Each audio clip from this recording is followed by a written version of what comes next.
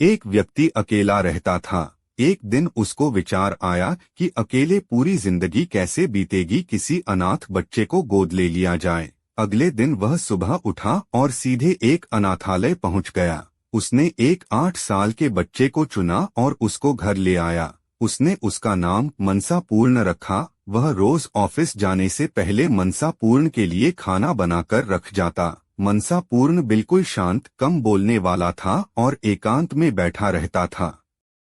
इस व्यक्ति को उसके साथ रहकर कुछ आध्यात्मिक अनुभव होने लगे। कभी कोई झरना गिरने की आवाज सुनाई देती तो कभी कोई बिजली कड़कने की चमचमाहट। यह शुरू में तो डरने लगा, मगर जब मनसा पूर्ण को देखता कि वह शांत है, जैसे कुछ हुआ ही नहीं, तो यह भी चुप हो जाता।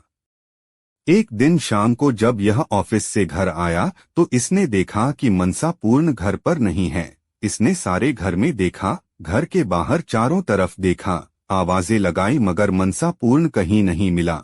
यह परेशान हो गया और उस रात बिना खाए पिए ही सो गया। अगले दिन ऑफिस चला गया, मगर वहां मन नहीं लगा। किसी तरह शाम को घर पहुंचा, यह आश लिए कि शायद मनसा पूर्ण आ गया होगा, मगर निराशा ही हाथ लगी। 1 हफ्ता बीत गया, मनसा पूर्ण नहीं आया। 3 महीने बीत चुके थे। यह उदास हो चुका था कि शायद इसकी जिंदगी में अकेलापन ही है। तभी रात में किसी ने दरवाजा खटखटाया। यह उत्सुकतावश दरवाजे पर लपका और देखा कि एक साधु मनसा पूर्ण को साथ लेकर आए थे। उसने दोनों को अंदर बुलाया, साधु का आदर सत्कार कर दोनों को भोजन कराया। तब साधु ने कहा कि यह जो तुम बच्चा लाए थे, यह एक सिद्ध पुरुष है। जब हमें अंतर्दृष्टि से यह अनुभव हुआ तब तक आप इनको यहाँ ला चुके थे। हमारे पूर्व गुरु महाराज ने कहा था कि आने वाले गुरु आपके अंदर दिखाई देंगे। हम उसी इंतजार में थे।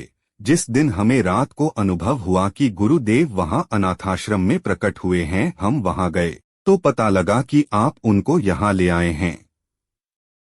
साधु ने उस व्यक्ति को कहा कि तुम अगर चाहो तो इन्हें गुरु रूप में स्वीकार कर सकते हो। मैं इनको इनके आश्रम दिखाने ले गया था।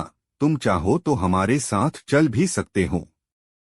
तब उस व्यक्ति को उस बच्चे के साथ बीते कुछ दिन याद आए और वह आवाजें और प्रकाश के झोंके याद आने लगे। उसको अपनी प्रसन्नता और बिना किसी कारण के आनंद का अनुभव याद आया था और इस बच्चे के जाने के बाद के दिनों की